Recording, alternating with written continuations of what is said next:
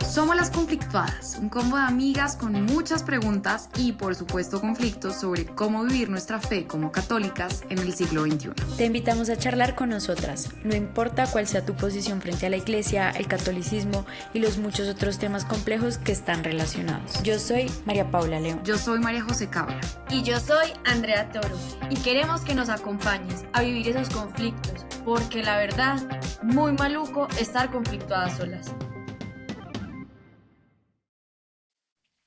Bienvenidos conflictuadas y conflictuados a otro episodio y hoy venimos con un tema creo que muy actual para la vida del momento y lo que estamos viviendo, porque vivimos en un mundo en donde cada vez se hace más difícil reconocer la verdad o de dónde viene la verdad, porque estamos llenos de información, llenos de estímulos que llegan por todas partes y nosotros no sabemos muy bien y también es que no tenemos muy la capacidad de procesar toda esa información. Entonces, hoy queremos hablar de los medios de comunicación y de cómo en este mundo los medios de comunicación son un actor clave en esa difusión de la información, pero también cómo esos medios de comunicación se relacionan con la Iglesia Católica, cómo esos medios de comunicación pueden ser un aliado o a veces no tan aliado de la Iglesia Católica en la promoción de su mensaje, de su pensamiento, de su criterio sobre los problemas actuales en la vida. Y la verdad es que los medios de comunicación son un gran poder, digamos, en la sociedad.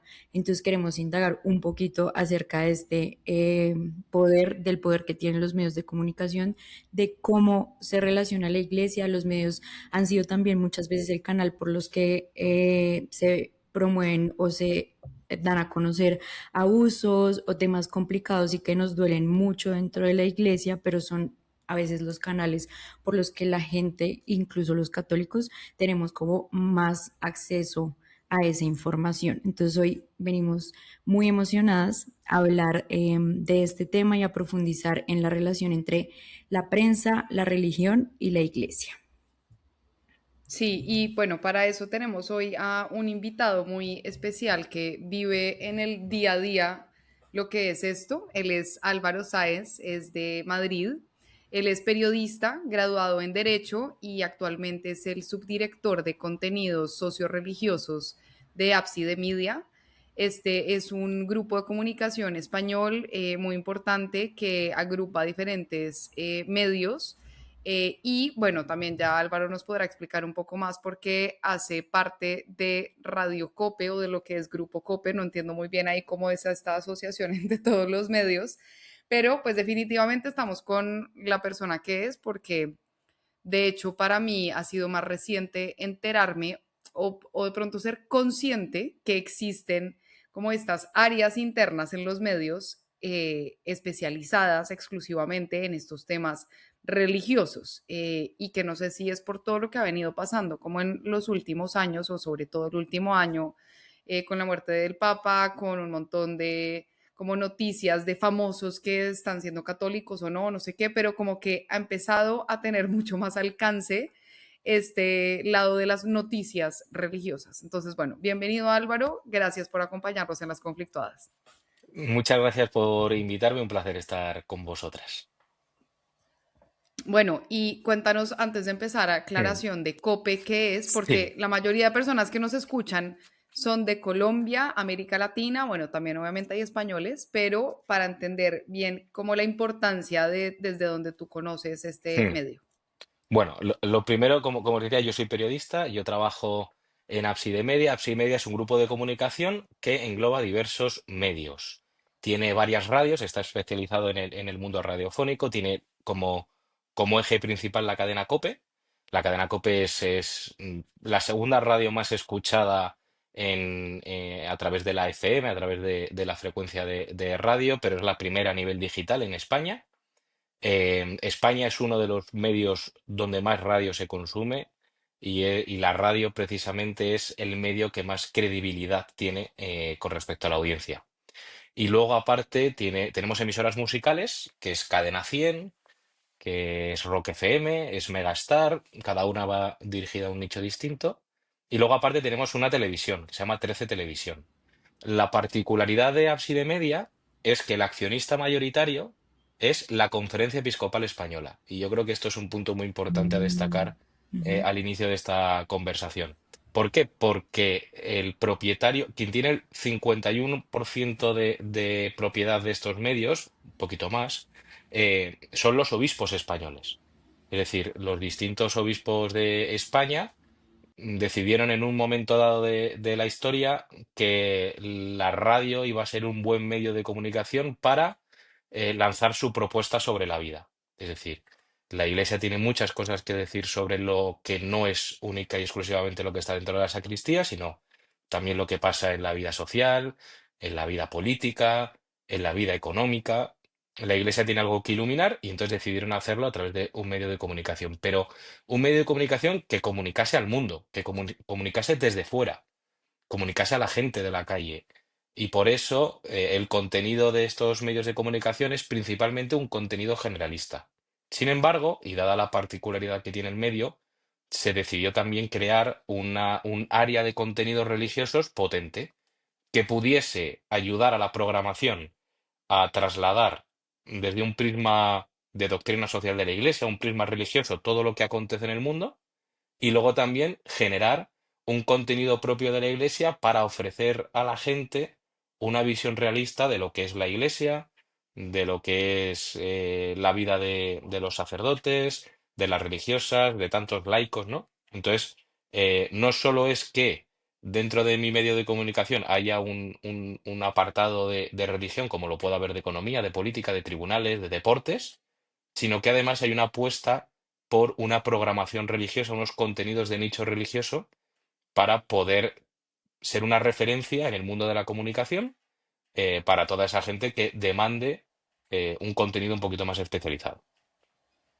Ok, qué importante este contexto. Sí, y creo que es chévere porque en Colombia también un medio muy importante sigue siendo la radio y también hay radios, no sé, ya en su mesa de trabajo, cuánta proporción tenga, digamos, la iglesia injerencia como negocio, digamos, en la junta, pero también hay mucha difusión, digamos, de diferentes grupos de la iglesia por radio y también es muy chistoso porque en Colombia en los programas matutinos de radio o en los fines de semana tiende a haber sacerdotes o personas vinculadas con la iglesia que igual como que tienen un rol dentro de la discusión, digamos, de la mesa de trabajo. Entonces, sí, la radio sin duda sigue siendo, a pesar de todas las medios y la evolución de la tecnología y bueno, en fin, ahora pues uno oye radio por YouTube o pues yo hago eso, pero sigue siendo y además uno los ve, entonces antes uno solo los oía, pero ahora los ve ahí hablando. Sin duda alguna sigue siendo, y yo creo que es así en América Latina también, sigue siendo un medio de comunicación muy relevante. Y bueno, para entrar en materia, yo creo que el periodismo, la prensa, tiene un rol muy importante en la sociedad actualmente y pues que estamos viviendo una saturación de información tan fuerte, se vuelve a veces complejo como entender cuáles son esas fuentes un poco más legítimas a las que uno quiere acudir, pero de cualquier forma uno sí entiende que el periodismo es muy clave para un valor que es la libertad.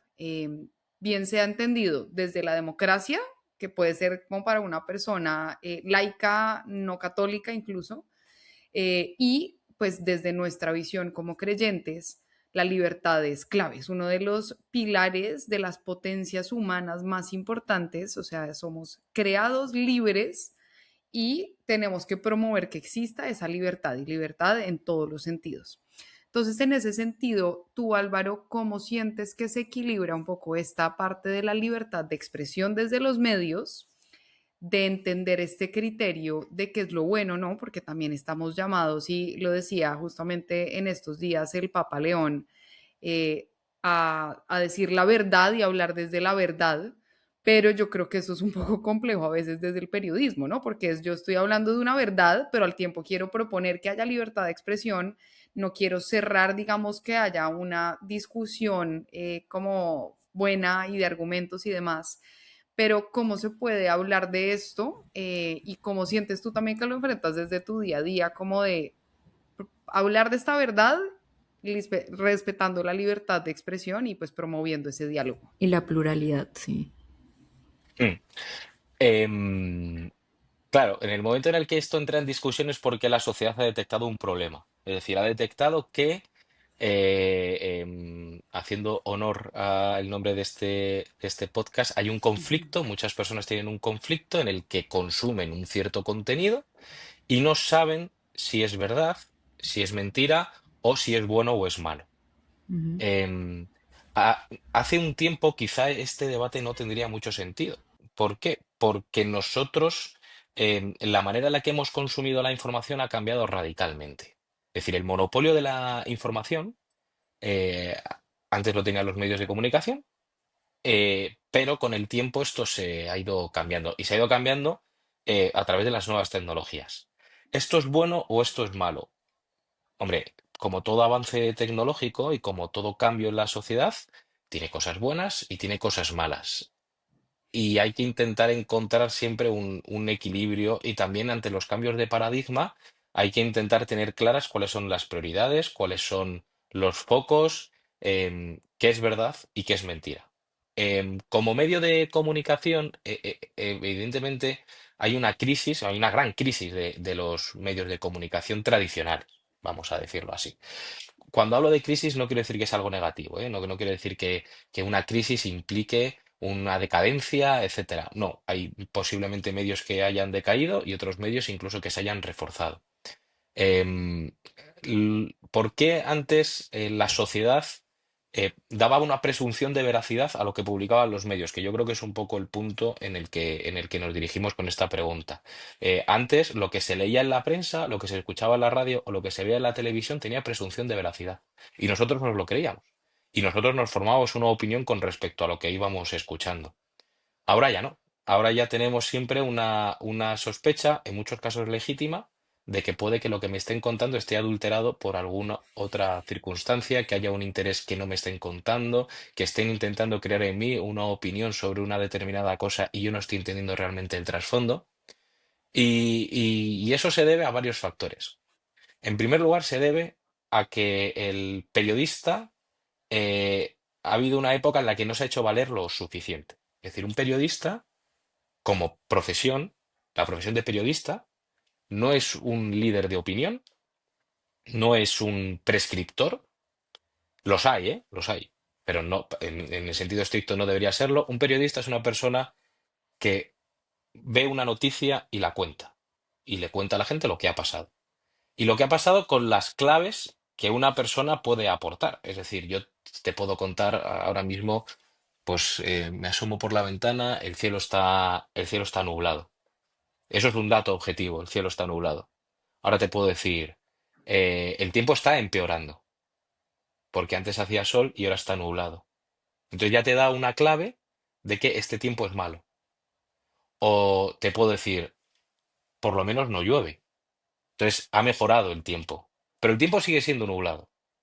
En el momento en el que le damos mucha más importancia a la clave, al contexto, a la interpretación que yo quiero hacer, porque te he dicho tres cosas radicalmente distintas de una misma realidad. En el momento en el que yo pongo Mm. el énfasis en una de esas cosas con un ánimo de crearte en ti una percepción adulterada de la realidad, ahí el periodista no se está haciendo valer. Y esa es la principal causa de la crisis de los medios, que el periodista ha dejado de un lado el contar las cosas tal y como son para imprimirle un prisma muy concreto que va a un fin determinado. Si ese fin es bueno, en principio no habría ningún problema, pero cuando el fin es peligroso, ahí ya sí que nos empezamos a escamar.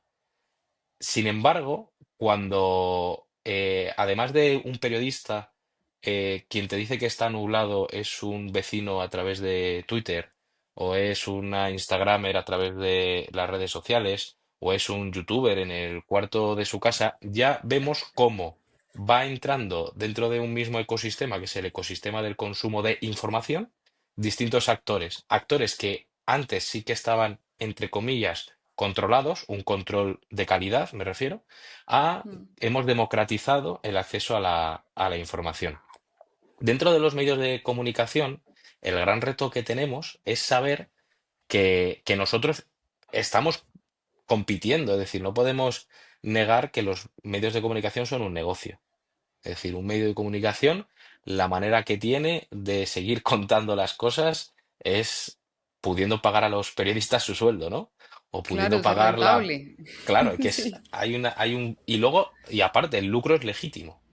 Es claro. decir, si yo quiero montar un medio de comunicación por el mero hecho de hacer dinero, es posiblemente legítimo. Es decir, pero quizá no sea la mejor idea de inversión. Ahora bien, Es verdad. nadie abre un medio de comunicación con el único objetivo de ganar dinero, porque es muy difícil ganar dinero a través de los medios de comunicación. Es Ujú. decir, los costes son muy altos, los estándares de calidad son muy altos y además entras en competición con un montón de plataformas. Antes la radio competía con la radio en el coche, ¿no? Pues tú conectabas la radio y pues competías con las 10, 15, 20 emisoras que había. Ahora, aparte de competir con las 10, 15, 20 emisoras, estás compitiendo con la recomendación semanal de Spotify, estás compitiendo con el podcast Conflictuadas, estás compitiendo con un montón de contenidos. Entonces, Total, los sí. medios han tenido también que adaptar lo que ellos están contando a un espacio de consumo que ha cambiado.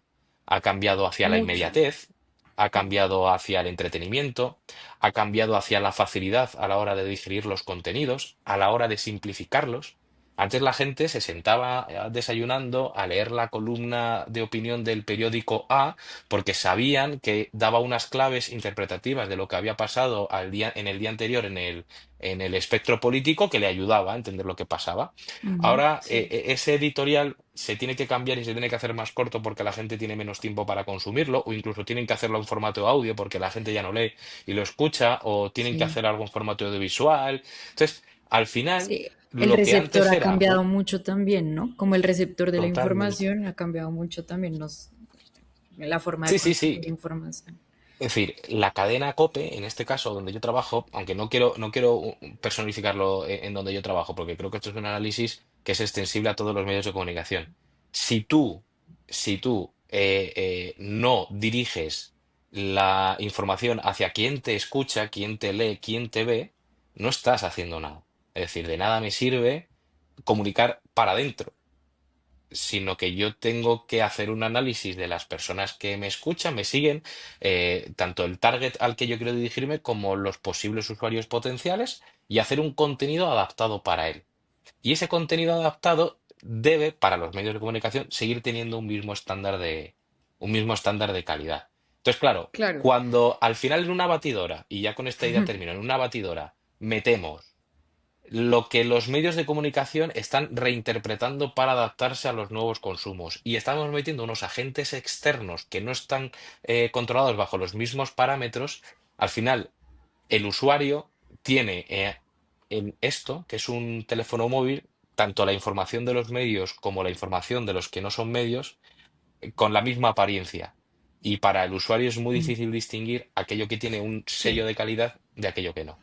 mm. totalmente. Y es que me estaba viendo nuevamente esta semana un documental que está en Netflix, se llama The Social Dilemma, y es muy miedoso, la verdad, entender que al final nosotros como consumidores, como lectores, como público, digamos que somos, o sea, muchos medios, lo que tú acabas de explicar, de diferentes tipos, están compitiendo por nuestra atención y nuestra atención hoy en día es monetizable. Entonces, esto convierte un poco perverso pues toda la información y la Mm. creación de contenido y el compartir esta información porque pues uno lo ve y es, uno, el algoritmo le muestra a la gente las cosas que están asociadas a lo que ya piensa, lo que quiere ver, con lo que se siente cómodo, con lo que le gusta. Es decir, está dejando de ver todo lo que no tiene nada que ver con su forma de pensar y entender el mundo. Pero además, eso que está viendo muchas veces está pensado y creado es desde ¿cómo hago que esta persona lo lea y retenga su atención? Entonces, Mm. se escriben headlines, títulos que son como muy sugestivos, que intentan como ser mucho más morbo, más Llamativos. desde la ideología, más desde el escándalo, y eso a mí me parece que es muy fuerte y a mí, digamos, que me genera como, me siento muy abrumada con ese tipo de noticias, ese tipo de contenido. Y ahí, digamos que siento que los medios, obviamente no voy a decir que todos, pero sí creo que muchos, han caído en ese mismo juego, ¿no? De querer tener el headline que es más atractivo, más escandaloso, el más polémico, pero que no está realmente educando y comunicando muy bien a las personas. Entonces, ahí también te quería preguntar cómo se siente un poco esa polarización de los medios y si esa polarización también desde medios católicos como que se siente mucho o no, o cómo lo intentan combatir. O sea, ¿qué pasa cuando están como creando esas historias, contenido, el programa de radio, como para poder balancear que no caiga todo en esa polarización, pero entendiendo que al final sí necesitan que los oigan, entonces hay que usar un poco esas estrategias. Es que es como, Sí, una exacto, licuadora literal, como tú mismo decías. es que sí. Hmm. Es complicado, es un escenario complicado porque, em, claro, ahora ya no es solo el usuario el que decide o no escucharnos, es decir, no es solo un lector de periódico el que cuando va al kiosco ve los 7 periódicos decide coger uno, o la persona que está escuchando la radio el que decide sintonizar esta emisora de radio musical porque me gusta más la música que pone que la otra, sino que ahora también a quien tenemos que convencer de que somos relevantes y somos importantes es a Google, es a Instagram, bueno, al mundo Meta, es al mundo Apple. Que decir, tú le tienes que convencer al algoritmo, famoso algoritmo, de que tú eres relevante. ¿Y cómo Sí. convences al algoritmo de que tú eres relevante? Generando un contenido de calidad. Y aquí voy a romper una lanza en favor también de los algoritmos que son muy peligrosos, son muy, muy peligrosos, pero cada vez más estamos detectando como el algoritmo lo único que premia es el contenido de calidad. ¿Por qué premia el contenido de calidad? Porque lo que le interesa al algoritmo, a Google, a Meta, etcétera, es que tú le garantices a la propia marca que el usuario que va a consumir tus contenidos va a permanecer mucho tiempo allí. Sí, Es decir, fidelidad. a Instagram hubo un tiempo, y creo que esto pasa, todos conocemos el caso de Cambridge Analytica, en el que se podía dirigir el algoritmo para incluso influir en cuestiones políticas. Creo que eso ya ha pasado a un segundo plano y creo que ahora los algoritmos están muy, muy centrados en captar, como decía María José, la atención de la gente.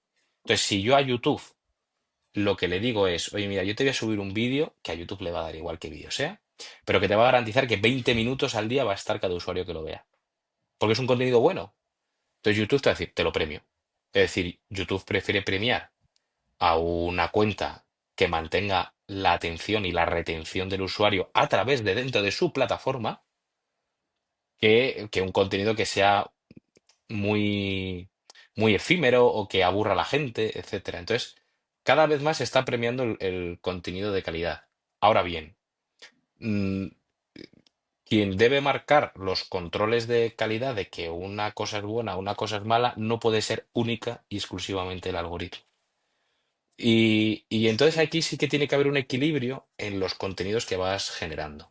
Es decir, los medios de comunicación que se quieren considerar relevantes no solo tienen que hacer un contenido que periodísticamente sea aceptable, con unos estándares de calidad buenos, sino que además tienen que intentar que en el mundo digital buscar las estrategias a través de las cuales seguir siendo relevantes para el algoritmo sin desprestigiar el contenido que estás haciendo. Es decir, si yo estoy haciendo un trabajo de investigación sobre, vamos a poner un caso inventado, ¿no? Eh, un escándalo sexual en el seno de una casa real, ¿no? Podemos estar hablando de Inglaterra, de España, de Mónaco, de lo que sea, ¿no? Entonces, Es un periodista que ha estado investigando unas llamadas que se han ido haciendo desde dentro del Palacio Real a una fulanita de tal, que además es una chica que hay ciertas sospechas sobre ella, porque es una chica como muy extravagante, qué raro que esta persona llame aquí y tal, y empieza a tirar del hilo y descubre una posible historia amorosa, ¿no? En un caso como este hay distintas maneras de venderlo. Claro, si tú tienes las pruebas de que eso ha pasado, ¿no? Pues tú puedes publicarlo en cualquier medio con la rotundidad con la que lo publicarías. Pero quizá en las redes sociales cuando si tienes que dar como mucha explicación de, pues es una investigación que se está llevando a cabo, hay sospechas, tal, no sé cuántos, en los 140 caracteres o 120 caracteres que te caben en el título de un vídeo de YouTube, posiblemente no te dé para dar todo La el contexto profundidad, necesario. sí. Claro, no, Claro, es que hay, es... hay mm, cosas que son muy profundas, ¿no? Y que no te dan para explicarlas en 120 caracteres, 130, 140 caracteres. 140 caracteres, ¿sabéis cuántos son? Es una frase. Sí, Es es una que es frase y a nada. lo mejor dos palabras más. Son dos líneas de móvil de WhatsApp. Claro, condensar un trabajo profundo de investigación. He puesto un caso que es muy relevante, pero vamos a poner un caso mucho más sesudo. En el caso de la prensa religiosa, un documento de la Conferencia Episcopal Española en el que analiza el papel de las emociones en el conocimiento de la fe.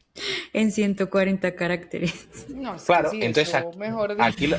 aquí hay dos maneras de contarlo. Aquí puedes contar una manera mal, tergiversada, pero que puede llegar a sintetizar, aunque también tergiversa, en el que los obispos españoles se pronuncian ante el giro católico.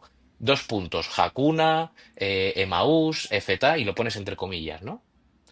Pues hombre, ahí hay gente que puede decir, anda, han hablado de ello. Luego ves el documento y exactamente no querían hablar de esos movimientos, pero sí de la parte emocional en el conocimiento de la fe, pero claro, la gente no lo va a entender.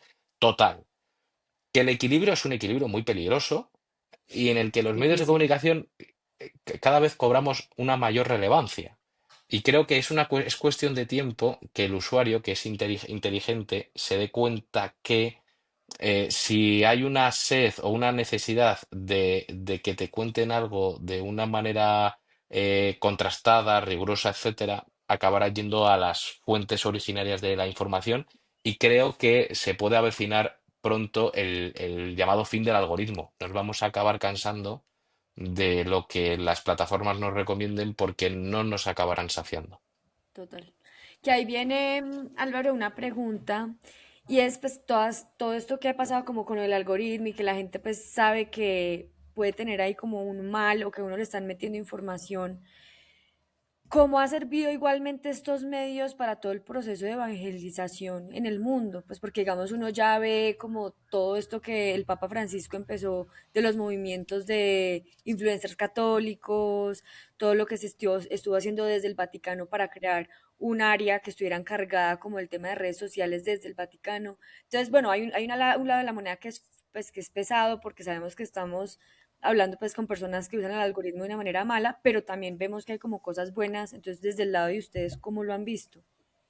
Ujú, totalmente, totalmente. Yo llevo en el departamento de religión. Llegué en febrero de 2024. ¿Vale? Yo la verdad es que no iba para información religiosa, ¿eh? O sea, no es una cosa que me vino propuesta por la empresa. Yo no tenía especial vocación. No soy ajeno al hecho religioso, me refiero. Soy católico, practicante, he crecido en un colegio católico, mi familia me ha enseñado la fe, que decir, no es algo ajeno para mí. Pero para nada tenía yo que estuviese en mis planes el dedicarme a la información religiosa. Y yo cuando llegué al departamento en el que había muchas cosas buenas, también vi que había cosas que se podían mejorar. Y una de ellas precisamente era la comunicación digital de los contenidos que hacíamos. Sin, te estoy hablando hace 2 años. Hace 2 años esto del giro católico aún no estaba tan, tan, tan, tan extendido. Sí, no. Porque las cosas pasan muy rápido, me refiero. O sea, parece que llevamos un siglo de giro católico, pero Sí, qué realmente locura lo rápido. se empieza a hablar del giro católico desde la publicación del disco de Rosalía, etcétera, Casualidad, que esto sí. pasó como por septiembre, me refiero, septiembre del Sí, 25. sí. Está Eso hablando es de febrero del ayer. 24. Y entonces teníamos una cuenta de Instagram que de estas que tienen telarañas y tal. Y dices, joder, macho, pues tenemos aquí una cuenta de Instagram donde podemos contar cosas. Pues no sé si a la gente le interesará. Pero bueno, vamos a probar. El contenido que ya hacemos para la radio o para la tele, vamos a intentar crear también un nicho, ¿no? O sea, una cuenta en la que vayamos hablando de este tipo de cosas y prueba y error, a ver qué cosas funcionan, qué cosas no, con el único objetivo, y esto totalmente, soy totalmente sincero, con el único objetivo de ganar seguidores y ganar relevancia. O sea, yo no Claro. tenía. Es que, a ver, aquí, y abro un pequeño paréntesis. Yo soy periodista y trabajo en el departamento de religión del COPE y de 13. Yo no soy un predicador. Es decir, me encantaría que hubiese más católicos, me encantaría, pero no es mi vocación. Mi vocación, mi vocación quizá como laico en mi vida a día sí que puede ser la de hacer apostolado, pero mi profesión no iba encaminada a, no sé, a convencer a la gente de que se hiciese católico o enseñarles una propuesta de vida interesante. En mi vida profesional eso no estaba en mis planes. Y de hecho, Mm. no lo sigue, no está. Es decir, a mí me da igual. O sea, yo me dedico a contar la vida de la iglesia. ¿Qué pasa? Que cuando estás dentro de la iglesia y cada vez más dentro y la conoces de verdad, la puedes transmitir de una manera muy bonita. Y cuando tú eres capaz de transmitir una cosa que es buena y es bella de una manera buena y bella, a la gente le gusta. Entonces empezamos a detectar cómo, joder, que los contenidos iban teniendo relevancia, que yo ponía, no sé, entrevistábamos a un cura, ¿no? Que trabajaba en una barriada pobre en uno de los barrios más pobres de Madrid, que puede ser Vallecas. Y el tío te contaba unas historias y cómo la iglesia estaba ahí, les daba de comer y tal. Y la gente veía ese vídeo y le interesaba y lo petaba. O tú entrevistabas a un padre de familia y te empezaba a hablar del matrimonio y a decirte cosas que son políticamente incorrectas, pero las decía con total libertad y nosotros lo publicábamos y lo reventaba. Entonces tú te ibas Mm. dando cuenta como, uff, o sea, que esto que contamos, que para nosotros es algo como muy del día a día, a la gente le gusta. O sea, a la gente le gusta que haya una persona feliz que le diga que él es, uno de los éxitos de su matrimonio fue el no mantener relaciones sexuales con su mujer antes del matrimonio. Y la gente pues, se queda así. Pero ese vídeo triunfa. O que un sacerdote, donde quizá podemos tener esa visión de la iglesia en la que es que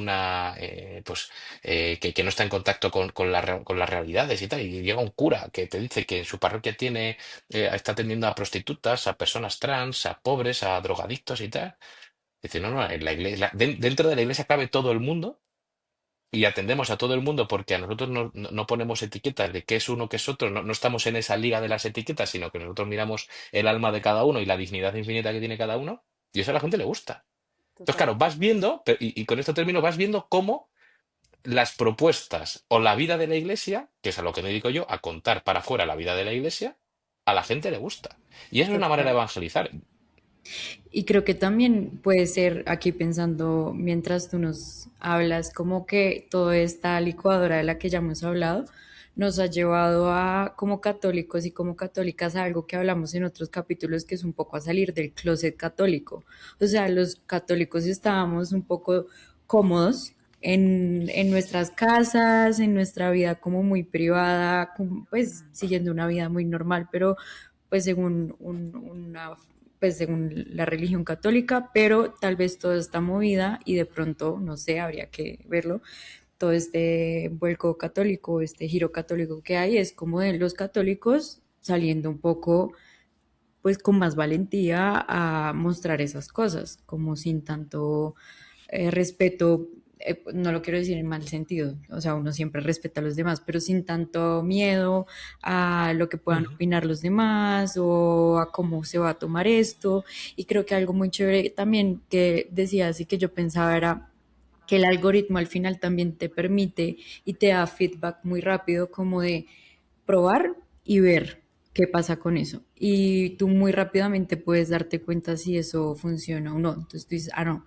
por este lado definitivamente no es. Entonces intentemos Ujú. esto y te permite, pues nosotras en las conflictuadas lo hemos vivido muchísimas veces con muchos contenidos y eso también es chévere. Ujú. Total. Y yo creo que en esto que dices tú, Mapi, sí que mencionaba Álvaro, ha sido muy lindo desde mi perspectiva personal empezar a ver cómo estas historias tan normales y cotidianas que están viviendo religiosos por el mundo, católicos por el mundo, cantantes católicos, o sea, de todo, pero como historias que no conocíamos y que realmente pueden no ser las más extraordinarias en el sentido de que no son la historia más vendedora o que se está hablando como de empresas de miles de millones de no sé qué o de metaverso.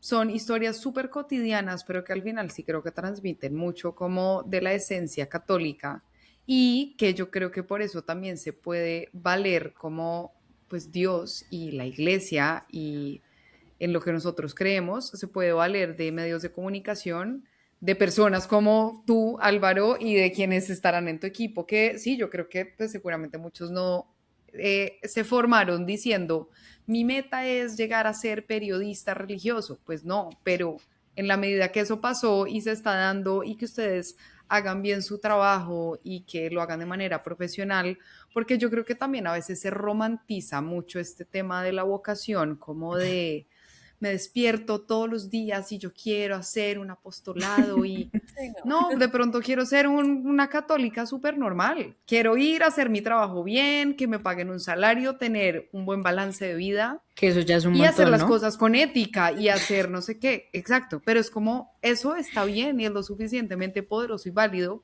Y en eso, los resultados de cosas tan increíbles como que, no sé, el Instagram de Cope esté teniendo un alcance gigante a estas historias que nos ayudan a tener como más valentía como católicos. Entonces, Más total. eso también como que me parece muy lindo de este tipo de testimonios que son como normales, pero pues muy humanos y con lo que nos podemos relacionar mucho.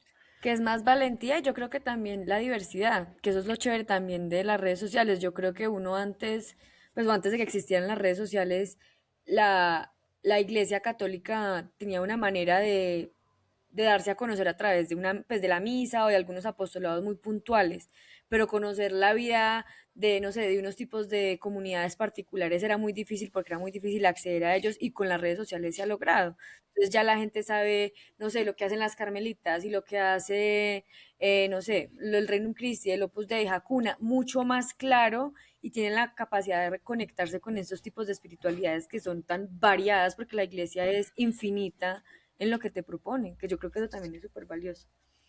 Y que si la iglesia quiere estar en el, o sea, que decir, cuando, o sea, la iglesia desde el origen, desde, desde el origen es salir al que no cree, es decir, no es un grupo de puritanos que lo hacen todo súper bien y un grupo selecto, sino que De acuerdo. los últimos serán los primeros y los apóstoles cuando vino el Espíritu Santo, pues uno se fue a Asia, otro a África, otro fue para arriba, o sea, es decir, se fueron a tomar por saco, sin saber unos de otros, pues a evangelizar y se fueron a los márgenes. Esto es una palabra que el Papa Francisco popularizó mucho, los márgenes de la sociedad, pero hemos reducido a la palabra margen única y exclusivamente a aquella persona que es pobre, aquella persona que está excluida socialmente. Yo creo que los márgenes, ir a los márgenes es abarcar todo el espectro de la sociedad y no puedes lanzarle una propuesta al mundo de una vida buena y bella si no estás donde está la gente. Igual que los medios de comunicación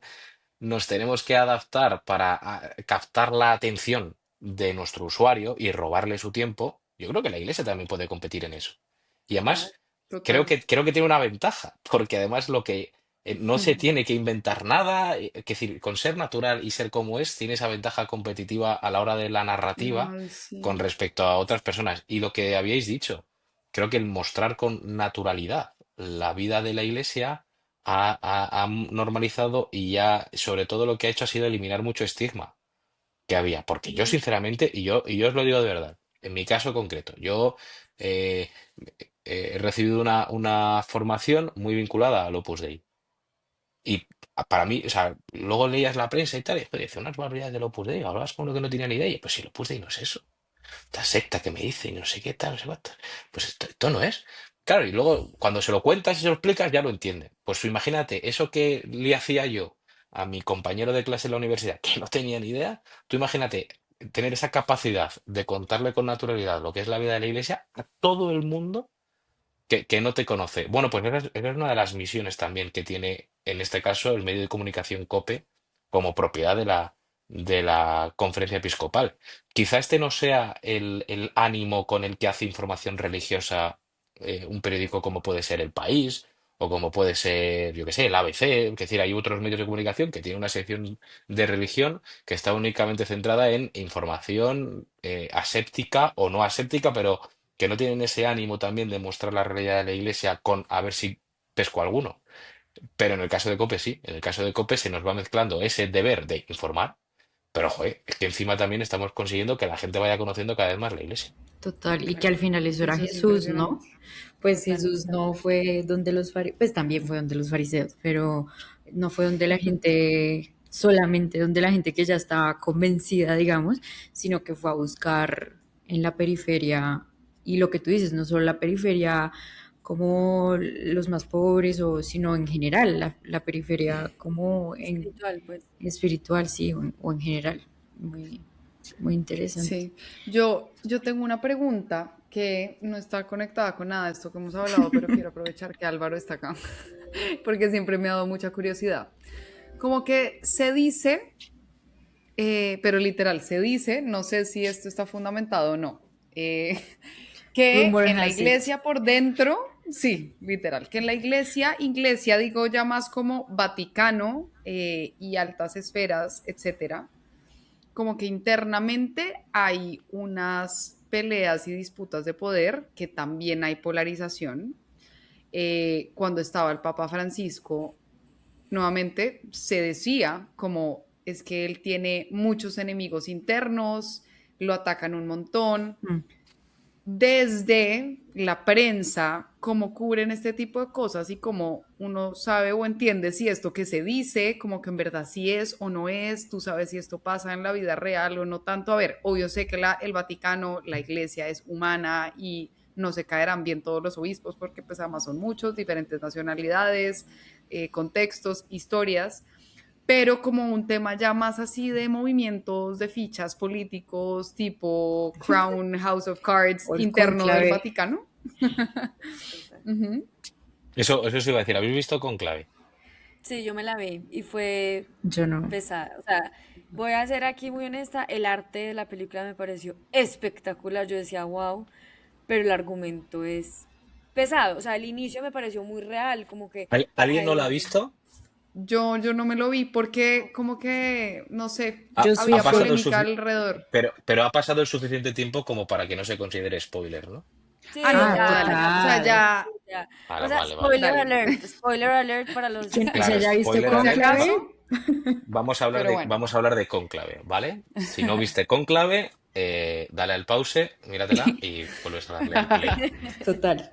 Eh, el Cónclave, la peli Cónclave narra un cónclave, donde tiene, voy a intentar distribuirlo en tres partes, ¿no? Creo que hay una parte de narrativa y escenografía que es la que Andrea comentaba, es espectacular. Es decir, como un thriller, como thriller, es una película brillante. Es decir, de estas películas que te mantienen en el asiento, que no sabes qué va a pasar en cada instante y luego además la fotografía, hablar de fotografía hablando de cine es de friki total, pero y que yo no me considero un friki, pero tú ves esa peli y dices, joder, la fotografía es buena, porque son unas escenas, toda la parafernalia, El arte, el Sí. las vestuario, vestimentas y tal, ¡buah! espectacular. Es espectacular. O sea, tú ves la peli y dices, aquí hay pasta. Calidad, O sea, aquí, calidad. aquí exactamente, esto no son pelagaitas no, estos son tíos profesionales. Ujú. Luego, hay una segunda parte de la película que es la interpretación que hacen de la realidad, ¿vale? Es decir, ellos plantean un cónclave como unas primarias a un partido político. Es decir, somos el partido azul, el partido, es el partido cura, ¿no? Donde entre nosotros tenemos que elegir a la persona que nos va a representar para los próximos 4 años, 5, 10, 20, lo que dure, ¿no? Entonces, claro, se plantea el papado desde una posición de poder en vez de una posición de servicio, ¿no? Y el cardenalato como un privilegio más que como una responsabilidad. Y luego hay una tercera parte de la peli, y aquí es donde viene sobre todo el spoiler alert, que de repente, sin venir a cuento, te meten una guocada, pero además con embudo, como si estuviesen alimentando un pavo para hacer foie. O sea, Sí. de repente te meten ahí que un tío que tiene 3 o 4 frases en toda la película, literalmente 4 frases, o sea, tiene una bendición de la mesa, tiene 2 diálogos que son exactamente el mismo, sin ningún tipo de profundidad, y luego un discurso de 1 hora y media de amor a la diversidad, al diferente, bueno, o sea, típica cosa que al final ves lo que ha dicho y no ha dicho absolutamente nada, pero que queda como muy bonito. Y luego te das cuenta que encima le eligen papa y luego además de elegirle papa te dicen, no, mira, es que en realidad es que soy hermafrodita porque yo tengo genitales femeninos y tal, y esto el papa anterior lo sabía y lo aceptó. Entonces, claro, Sí. como que te abren ya la puerta al Sí. sacerdocio femenino. Ya no solo el ¿What? sacerdocio femenino, sino el papado. Oigan, ¿qué es de- esto? Femenino. Yo no había oído esto. No, No, no, no no, pero sabía, además, ni me te- había metido en la pero historia. pero que además te lo meten en 3 minutos. Son los últimos Los 3 minutos últimos de la tres película. O sea, minutos de la estás película. 2 horas agarrado del asiento diciendo, joder, qué guapada, tal, no sé cuánto está. Y de repente sales del cine diciendo, me han engañado, Sí, me han total, estafado, total. Yo sentí lo que me mismo. devuelvan que me devuelvan mi dinero. Pero eso Mi dinero diríamos y mi tiempo. nosotros, pero de pronto hubo otros que vieron esa película y lo único que se llevaron fueron los últimos tres Pues, minutos de la No, película. yo leí muchos reviews y era eso, o sea, mucha gente, pues por un lado los católicos firmes eran como, esto es una babosada, como dice Álvaro, como, ¿qué es esto? Y otros decían como, esta es la oportunidad para abrir el diálogo, que eso es lo que es loco, pues, o sea, es muy bidireccional. Hmm. Vamos a intentar obviar esos 3 últimos minutos, ¿no? De la peli, que de verdad, o sea, creo que los O sea, guionistas para el que estaban se en la una va a ver, puede pararla en los últimos, no se tiene que ver el Sí, final. sí, sí, sí, sí, sí, gana el de Kabul, ¿vale? Ya está, eso ya estamos dicho. Pero obviando esos 3 minutos, todo lo que hay anterior plantean un escenario que, desde mi punto de vista, y es un punto de vista que yo considero cualificado, es erróneo. Es decir, la vida de la iglesia, mal que le pese a quien sea, María José decía que la iglesia está formada por hombres, tenemos nuestras debilidades, todos somos pecadores, ¿vale? Pero aún así, la iglesia no es un sitio, un escaparate para la gente, o no es un escenario en el que haya protagonistas o la gente quiera protagonismo, ¿no? Yo, sinceramente, y después de conocerla bien, creo sinceramente que la iglesia, sobre todo lo que hay es servicio. Y hay que entender el cardenalato como un servicio a la iglesia. Y de hecho, en la figura del cardenal, como tal, el cardenal no es un posible papa como primera definición, no. El cardenal es una persona que tiene que ayudar al papa en el gobierno de la Iglesia Universal. Y claro, es una responsabilidad tan grande, tan abrumadora, que a mí me cuesta sinceramente creer, y sobre todo conociendo personalmente a algunos de los cardenales, que haya esos afanes de poder tan exagerados. Lo que sí que hay, y esto es interesante, son diferentes acentos. Es decir, eh, Mm. cuestiones a las que dar o no prioridad, o enfoques que tú consideras más o menos correctos. Que en ningún caso, la discrepancia con respecto a uno o a otro va a ser la misma que en un partido político o en una cuestión económica. ¿Por qué? Porque todos aquí sí que tenemos claro que servimos a un mismo fin, ¿no? Mismo señor. Y eso es. Y todos queremos lo mejor para la vida de la Iglesia y para los fieles católicos y sobre todo sabiendo que estamos aquí de paso. Es decir, que esto es un mero trámite, que nuestra gloria no está aquí, es que está en otro lado. Es decir, yo puedo ser súper exitoso en mi vida terrenal, puedo, eh, no sé, ser súper famoso, hacerlo súper bien, ganar muchísimo dinero, pero que esto es que pues esto no me va a servir de nada. Y cuando esta gente que lo tiene claro, tiene eso metido en la cabeza, al final esas aspiraciones a conseguir o no el papado son bastante mínimas. Ahora bien, yo no creo que haya cardenales que sí o sí quieran ser papas y su sueño sea ser papas. Puede que en el foro interno de cada uno de ellos alguna vez lo hayan anhelado o se hayan imaginado cómo o tengan su nombre, pues si soy papa, pues me gustaría llamarme tal. Eso es totalmente legítimo, pero una cosa no tiene nada que ver con la otra. Es que solo por estadística la mayoría no van a llegar a hacerlo porque el papa es vital pues hasta que se muere y ellos Sí, ya sí, sí, tienen una sí. cierta edad que pues seguramente Eso es. no les va a dar para llegar. Lo, Lo que sí que hay es una necesidad o no de poner el acento en determinadas cosas, ¿no? Entonces, posiblemente dentro del colegio cardenalicio haya personas que estén, cuya máxima preocupación, no lo creo, pero cuya máxima preocupación sea hacer una limpieza sobre la ocultación de abusos en el seno de la Iglesia. Otra gente que crea que la necesidad de la Iglesia es ser mucho más transparente en cuestiones económicas. Otra parte cree que lo más urgente dentro de la Iglesia es dar una respuesta a la gente que tiene un conflicto. Estamos hablando, por ejemplo, de homosexuales, ¿no? Que hay que dar sí o sí una respuesta a esta gente. O hay personas que creen que la Iglesia tiene que progresar al mismo ritmo que lo hace la sociedad y que por tanto es importante abrir un debate serio sobre el sacerdocio femenino o, bueno, distintas, es decir, hay distintos acentos. Todos ellos pueden ser legítimos, me refiero, o sea, posiblemente sean importantes. Ahora bien, eh, muchos medios de comunicación aprovechan estas historias jugositas, ¿no? Y ahí sí tenéis la expectación que generó la peli Cónclave, porque da morbo. Es decir, ver a dos curas enfadados da morbito. No lo vamos a negar.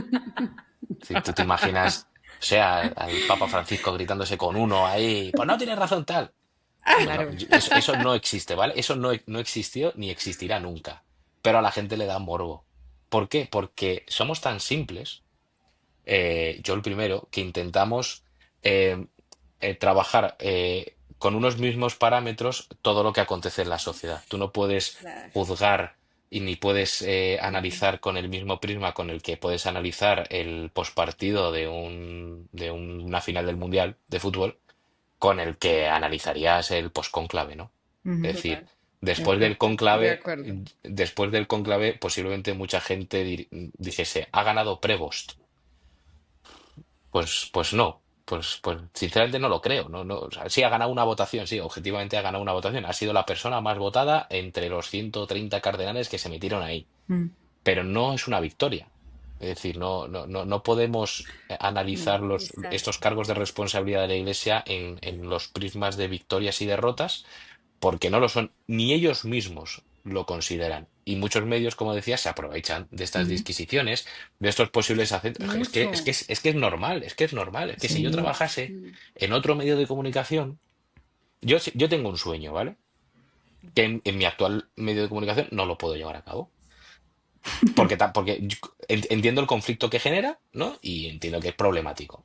A mí me encantaría hacer un periódico confidencial sobre las cuestiones del Vaticano, pero un confidencial bien, ¿vale? Es decir, un confidencial, un periódico que analice los entresijos, las tripas, pero sin ánimo de hacer daño a nadie, Ajá. ni de malmeter, ni de analizar todo en cuestiones de luchas de poder y tal, sino, oye, que el Vaticano está poniendo el foco en estas cuestiones y explicas los entresijos de algunos acuerdos o de algunas conversaciones o cosas que puedan ayudar a la gente a entender qué es lo que está pasando y por qué la Iglesia, en este caso estamos hablando del Vaticano, hace determinadas cosas que trabaje, sí, de un poco modo peliculero y tal, pero que sepa realmente que no es una cuestión de buenos contra malos, de ganadores y perdedores, sino de un tema muy importante como es la Iglesia, en la que todos nos tenemos que ver beneficiados. Beneficiar.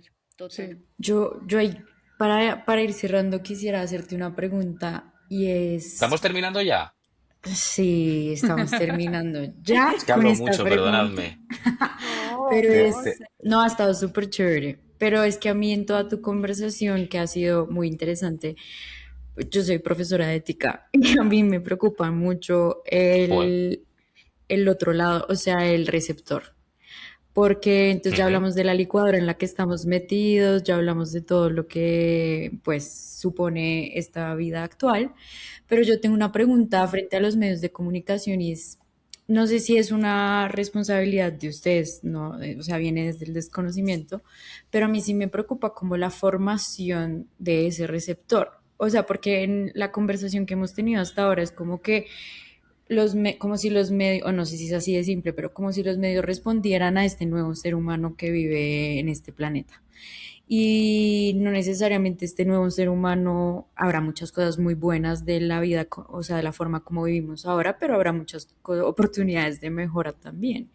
Y que desde otras instancias como los medios de comunicación, en donde hay tanto pues influencia en la sociedad, uno puede ver esas oportunidades de mejora en las personas, en los ciudadanos, al final en nosotros, hay cierta responsabilidad en los medios por tratar de educar en este mundo de tanta información, que ya es como desinformación, de tantas opiniones, de tanta libertad, de tanta, pues entre comillas, de tantas cosas.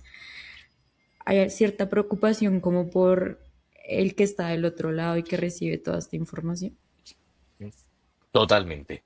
O sea, creo que has dado en el clavo cuando hablamos de los retos de los medios de comunicación ahora. Es decir, ahora un medio de comunicación tiene sentido. ¿Cuál es el fin de los medios de comunicación? ¿Cuál es la propuesta que puede lanzar a la sociedad? ¿Por qué es bueno que sigamos existiendo? ¿Por qué es bueno que exista la prensa? Ujú. ¿Deben seguir existiendo los periodistas? ¿Necesitamos de los periodistas para informarnos de lo que pasa? Eh, claro, si no te proponen algo distinto a lo que eres capaz de consumir por otro lado, es decir, al haber perdido el monopolio de la información y entramos a la hora de entramos en competición con otra gente que no necesita cobrar tanto como nosotros, o al revés, o tiene unos costes mucho menores que los medios de comunicación, e incluso no se rige bajo unos mismos códigos y tal, no sé cuánto, al final, ¿qué es lo que nosotros, ¿no? queremos? Dentro y aquí sí que voy a romper una lanza a favor del medio en el que trabajo, porque me parece un medio ejemplar en esto.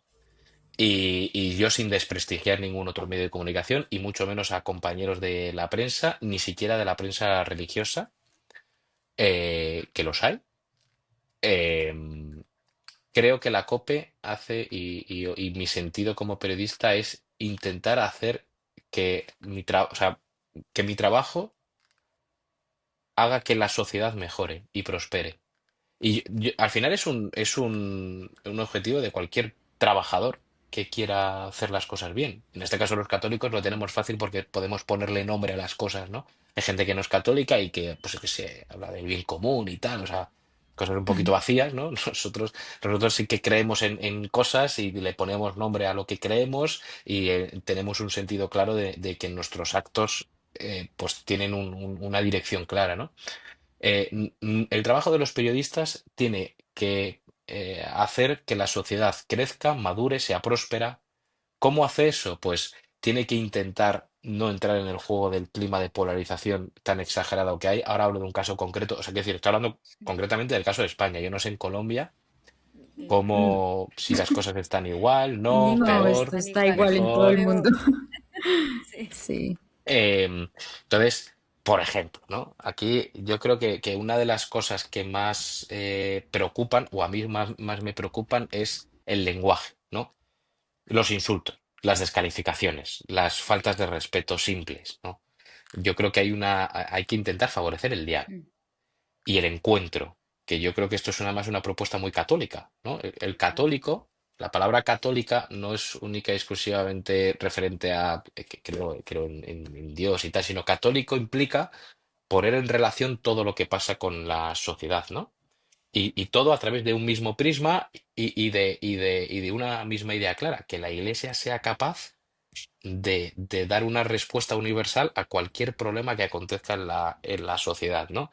Y puede hablar perfectamente del aborto, o puede hablar de las migraciones, y puede hablar del precio de la vivienda, y puede hablar de un montón de cosas porque tiene las cosas claras y en el que ponemos siempre el foco en la dignidad de la persona, ¿no? Y si una cosa es buena o es mala para la dignidad de la persona, decide un argumento o decide otro. En el caso de los periodistas y en el caso de los medios de comunicación, la propuesta que tienen que lanzar al mundo es volver a situar la dignidad de la persona en el centro. Es decir, un medio de comunicación tiene que hacer un equilibrio entre una información veraz, ¿vale? Que ni siquiera digo verdadera, ¿eh? Digo veraz, eh, con el daño a la dignidad de la persona que esto pueda generar. Un caso. Total. Vamos a hablar, por ejemplo, de economía, ¿vale? Porque además parece como que la Iglesia siempre habla de las mismas cosas, que está hablando única y exclusivamente del aborto, o está hablando de los migrantes, o está hablando de... No, es que la Iglesia habla de todo. Voy a hablar de economía. La Iglesia defiende el libre mercado. Es decir, la Iglesia defiende la libertad de las personas para hacer con su dinero lo que quieran, pero no de manera absoluta. Es decir, la Iglesia ha condenado el capitalismo galopante, pero también ha condenado el comunismo totalitario.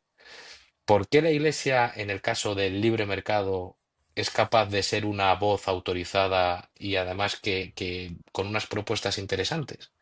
Porque en el momento en el que la libertad económica, la libertad a la hora de fijar determinados precios, tal, está impidiendo a las personas desarrollar su dignidad de manera completa, es capaz de denunciarlo. Entonces, ¿por qué un obispo está aquí hablando de que hay que topar el precio del alquiler o tal, o no sé qué? Posiblemente los obispos no hablen nunca de medidas concretas, porque eso es muy complicado. Lo que sí que tienen que hablar Mm. es del fin el que hay que conseguir. El obispo no sabe si es para bajar el precio de la vivienda o bajar el precio del alquiler sea bueno topar o no los precios o crear zonas tensionadas y tal. No, posiblemente ahí no se meta. Lo que sí que se mete es la necesidad imperiosa de los poderes públicos en hacer todo lo posible para bajar el precio de la vivienda. ¿Porque le da la gana? No, porque sabe que a través de la vivienda se pueden construir familias y que saben que a través de un hogar una familia prospera porque se necesitan sitios de referencia para las personas y yo no me voy a poner a tener hijos si no tengo una habitación en el que meterles o incluso no me voy a casar si no tengo una casa en la que irme Total.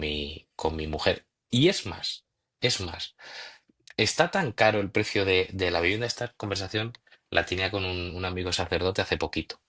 Ya, es que, joder, estamos aquí hablando de que hay que esperar hasta el matrimonio para irse a vivir unos con otros y tal. Pero joder, tú imagínate que no vives en una ciudad que no es la tuya, por tanto no tienes la casa de tus padres, y estás saliendo con una chica. Y de repente, oye, es que me está subiendo tanto el alquiler que tengo que compartir piso. Joder, pues es entendible que prefieras compartirlo con una chica con la que estás saliendo que con unos tíos que no conoces de nada. Es decir, estamos abocando también a la gente a huir de esa necesidad de proteger su propia dignidad por cuestiones coyunturales. Estoy hablando del caso económico, pero Sí. este mismo argumento o este mismo análisis, bajo el mismo prisma, se puede hacer de todos los problemas que tiene la sociedad. Y el deber de los medios de comunicación y el deber de la COPE en este caso es iluminar estos problemas, no desde cuestiones partidistas, desde cuestiones políticas o única y exclusivamente desde cuestiones económicas, sino a la luz de un principio universal que es el que queremos todos, y es el de la dignidad infinita del hombre. Total. Total, que yo creo que ese es el gran norte que tiene la iglesia y me atrevería a decir que es el gran norte para encontrar la verdad entre tanto ruido, que es algo que a uno le permite, y pues a la iglesia le permite hablar con tanta autoridad en esto, y porque también lo ha estado haciendo por muchos años, o sea, el argumento de la iglesia es el mismo, los contextos cambian, pero el argumento de la iglesia sigue siendo el mismo desde que vino Jesús a la tierra y es el hombre es el centro de todo, es la dignidad, hay que mantener la dignidad, sea lo que sea, el tema económico, el tema moral, el tema, bueno, las mil otras cosas que pueden haber alrededor.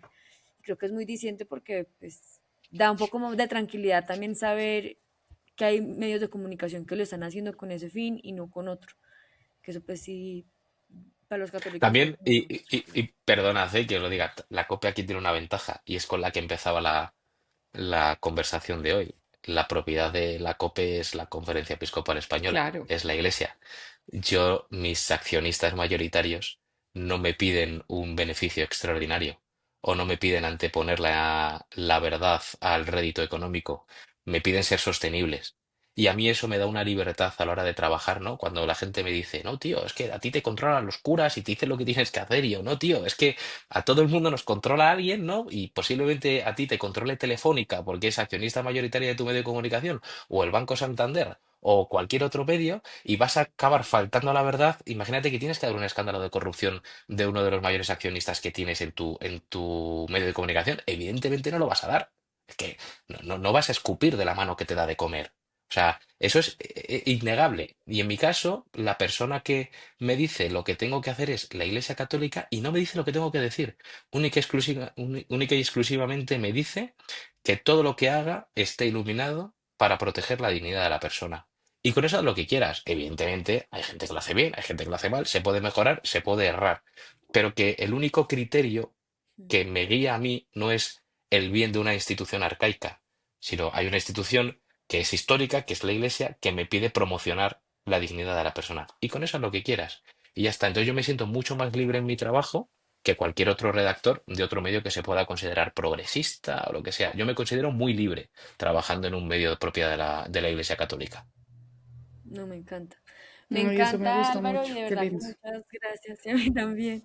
Me encantó. Y bueno, aquí para terminar, pues darte las gracias por este espacio, porque creo que ha sido muy iluminador, más allá de entender el foco que la iglesia, pues porque de alguna manera COPE está direccionado como por los mandamientos de la iglesia, es entender cómo en el mundo en el que estamos y como católicos deberíamos afrontar esta licuadora de comunicaciones en la que vivimos, que creo que es con un punto de vista crítico, ser muy críticos de lo que estamos escuchando, de dónde viene la información que estamos escuchando y verdaderamente qué es lo que queremos aprender cuando consumimos contenido. Me quiero o entretener, o quiero aprender, o quiero profundizar y aprender a ir a las fuentes reales, que creo que es algo que lo hacemos mucho aquí en las conflictuadas y buscamos mucho en las conflictuadas, es promocionar ese interés por aprender, pero de verdad, y, y pues entrar de fondo a lo que queremos.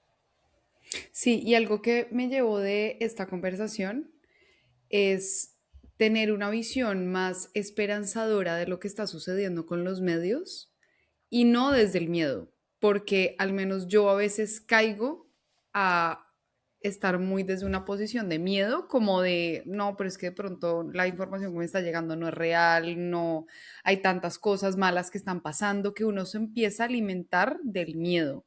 Pero esto que nos contaste y de saber que existen medios como COPE, que existen periodistas como tú, eh, me llena de mucha esperanza porque es como, no, también hay unas posibilidades muy grandes en todo lo que está pasando, en lo que tenemos por compartir como católicos de nuestra iglesia. Entonces, qué lindo poder como llevarse esta sensación de esperanza con algo tan complejo como son los medios y la prensa. Pues nada, Álvaro, de verdad que muchas gracias. Creo que esto ha sido un gran capítulo y que nos abre de nuevo lo que dice Majo, nos vuelve a generar esperanza y nos muestra que el mundo de de los medios de comunicación es infinito y somos nosotros también los responsables de saber cómo lo hacemos y que no estamos solos en este camino, porque ya saben, muy maluco estar conflictadas solas.